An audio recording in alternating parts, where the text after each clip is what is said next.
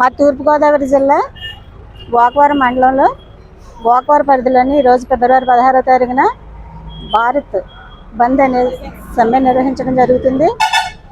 ఈరోజు మాకు డిమాండ్స్ ప్రకారంగా ఏం మాట్లాడుతున్నామంటే మాకు కనీస వేతనం ఇవ్వాలనేసి, రెండవదిగా రైతుల పంటలకు మద్దతు ధర చట్టం చేయాలని, అలాగే ఇంకోటి ఏంటంటే నూతన విద్యా విధాన చట్టాన్ని 2022 రద్దు చేయాలని, అలాగే కార్మికులందరినీ కూడా బాధపరచకుండా కనీస వేతనం ఇవ్వాలని మేము అడగడం జరుగుతుంది. కేంద్ర ప్రభుత్వం ఎప్పటికైనా కానీ మా కోసం ఆలోచించాలి.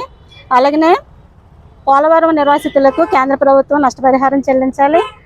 అలాగే ఇంకోటి అంటే సాగు చేసే కౌలు రైతులకు పంట నష్టం బీమా సౌకర్యం కూడా కల్పించాలి. మాకు గతంలో చేసినటువంటి సమ్మె కాలంలో ఉండేటువంటి జీతాలు కూడా ఇస్తామన్నారు, ఇప్పుడు కూడా ఇవ్వలేదు. అలాగనే మా కష్టాన్ని తెలుసుకొని మాకు 26,000 జీతం ఇవ్వాలని మేము కోరుతా ఉన్నాం.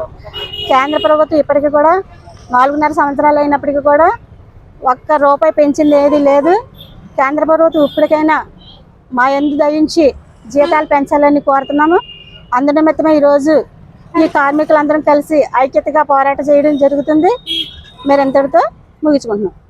తూర్పుగోదావరి జిల్లా గోకవరం మండలం నుంచి విఓఏ రంగం తరపున నేను మాట్లాడడం జరుగుతూ ఉందండి.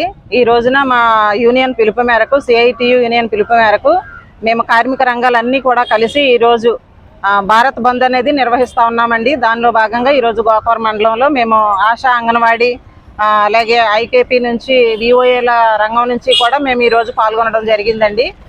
ప్రధానమైన డిమాండ్లు ఏంటంటే రైతు పంటలకు మద్దతు ధర చట్టం చేయాలని, అలాగే సాగు చేసే కౌలు రైతులకు పంట నష్టం బీమా సౌకర్యం కల్పించాలని, కార్మికులందరికీ కనీస వేతనం ₹26,000 చెల్లించాలని, పోలవరం నిర్వాసితులకు కేంద్ర ప్రభుత్వం నష్టపరిహారం చెల్లించాలని ప్రధానమైన డిమాండ్లతో ఈరోజు మేము ధర్నా చేయడం జరుగుతుందండి.